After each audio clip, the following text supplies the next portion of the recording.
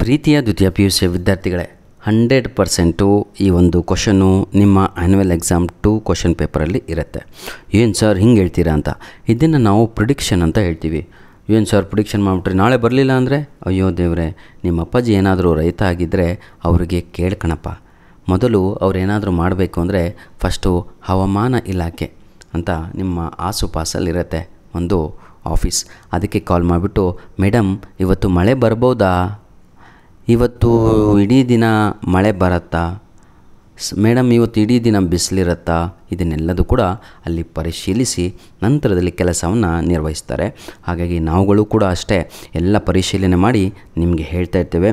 99% what ever I am saying ಅದು workout ಆಗುತ್ತೆ sir. Exam ಆದಮೇಲೆ ನಂಬೇಡಿ, ಎಕ್ಸಾಮ್ಗಿಂತ ಮುಂಚೆ ನಂಬ್ಕೊಂಡು ಹೋಗಿ. ನೋಡಿ ವಿದ್ಯಾರ್ಥಿಗಳೇ, ನಿಮ್ಮ ಆ್ಯನ್ಯುವಲ್ ಎಕ್ಸಾಮ್ನಲ್ಲಿ ಕೊಟ್ಟಿರುವಂಥ ಪ್ರಶ್ನೆ ಹೆಲ್ತಿ ಕಾಂಪಿಟೇಷನ್ ಬಗ್ಗೆ ಬರೀರಿ ಅಂತ. ಇದು ಯಾವ ಪಾಠ? ದಿ ಗಾರ್ಡನರ್ ಅಂತ ಒಂದು ಪಾಠ ಇದೆ ಅಲ್ವಾ, ಆ ಪಾಠದಿಂದ ಈ ಒಂದು ಪ್ರಶ್ನೆಯನ್ನು ತೆಗೆದುಕೊಂಡಿದ್ದೇನೆ. 99.99% ಆಯಿತಾ. ನಿಮ್ಮ ಗುಡ್ ಲಕ್ಕು ಚೆನ್ನಾಗಿದ್ದರೆ, ದೇವರು ನಿಮ್ಮ ಜೊತೆ ಇದ್ದರೆ, ನೀವು ಒಳ್ಳೆಯವರಾಗಿದ್ದರೆ ಈ ಪ್ರಶ್ನೆ ನಾಳೆ ಎಕ್ಸಾಮಿಗೆ ಬರುತ್ತೆ ಆಯಿತಾ. ನೋಡಿ ನನ್ನ ಪ್ರೀತಿಯ ವಿದ್ಯಾರ್ಥಿಗಳೇ, ಏನೂ ಇಲ್ಲ, ನಾನು ಒಂದೇ ಒಂದು ಲೈನನ್ನು ಬರ್ಕೊಂಬಂದಿನಿ. ಇದಕ್ಕೆ 4 ಕ್ವಶನ್ ಕೊಟ್ಟರು ಇದೇ ಆನ್ಸರ್ ಬರೀಬೇಕು. ಆ 4 ಪ್ರಶ್ನೆಗಳನ್ನು ಈಗ ನಾನು ನಿಮ್ಮ ಮುಂದೆ ಇಡ್ತಾ ಇದ್ದೇನೆ. ಯಾವುದದು 4 ಪ್ರಶ್ನೆಗಳು? ಬನ್ನಿ. Owner's life after the arrival of old man ಅಂತ ಇದೆ. ಏನು ಹಿಂಗಂದರೆ ನೋಡಿ, ವಾಟ್ ಆರ್ ದ ಚೇಂಜಸ್ ಹೌದಲ್ವ came in the life of owner after the arrival of old man ಅಂದರೆ ಇದೇ ಆನ್ಸರ್ ಬರೀಬೇಕು. ಒಂದಾಯಿತು, ಕ್ಲಿಯರ್. ಇನ್ನೊಂದು ಪ್ರಶ್ನೆ ಏನು ಅಂತ ಹೇಳಿದರೆ, what are the changes came in the life of owner's wife after the arrival of old man, ಇದೇ ಆನ್ಸರ್ ಬರೀಬೇಕು.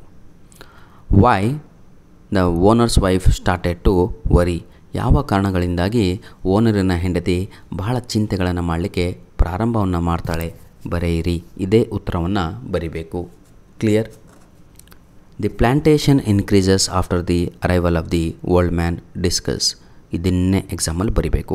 ಈ 4 ಪ್ರಶ್ನೆಗಳಿಗೂ ಇದೇ ಉತ್ತರ ಬರಿಬೇಕು. 99.99% ಇದು ಬರುತ್ತೆ, ಬರೆದು ಕಲೀರಿ.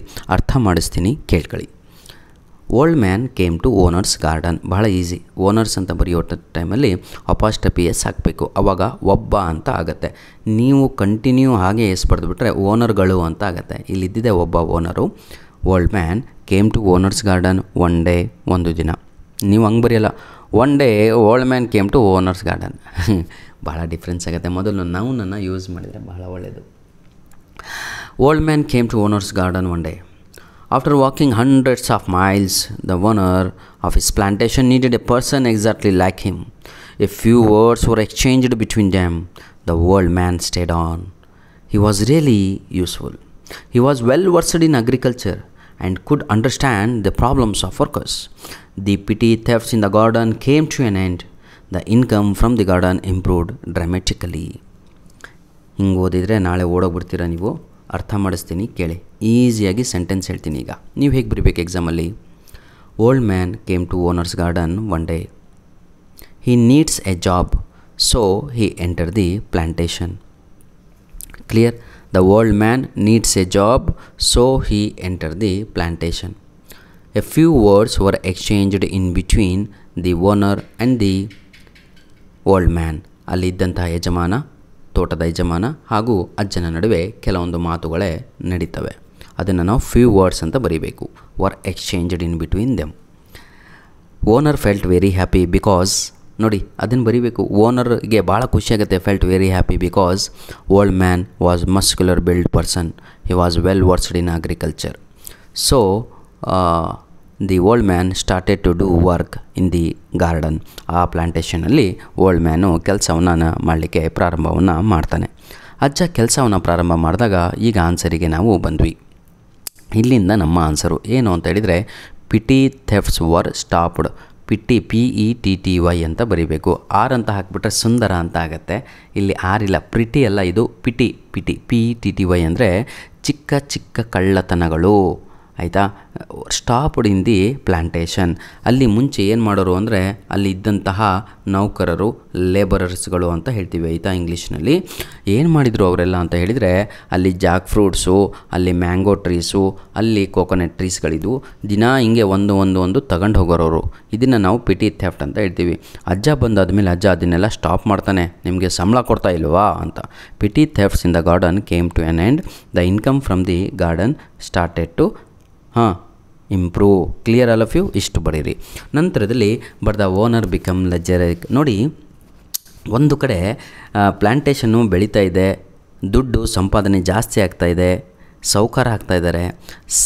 ಸೇಮ್ ಟೈಮು ನೋಡಿ ಓನರು, ಆ ತೋಟದ ಯಜಮಾನ, ಈ ಬಿಕಮ್ ಲೆದರ್ಜಿಕ್ ಅಂತ ಹೇಳಿದರೆ ಲೇಝಿ. ನೆನ್ಪಿಟ್ಕೊಳ್ಳಿ, ನಿಮ್ಮ ಲೆದರ್ಜಿಕ್ ಬರೋಕ್ಕೆ ಬರಲ್ಲ ಅಂದರೆ ಎಕ್ಸಾಮಲ್ಲಿ ಲೇಝಿ ಬರೀರಿ. The owner of the garden become lazy. Why? Because he strayed away from is ಏನಂತೀರ ಹಾರ್ಡ್ ವರ್ಕ್. ಇವತ್ತು ಅವನಿಗೆ ಮಾಡಲಿಕ್ಕೆ ಕೆಲಸವೇ ಇಲ್ಲ. ಯಾಕಂದರೆ ಎಲ್ಲ ತೋಟದ ಮಾಲೀಕ ಅಲ್ಲ, ಮಾಲಿ ಅಂದರೆ gardener. He is engaging everything. He is doing all work.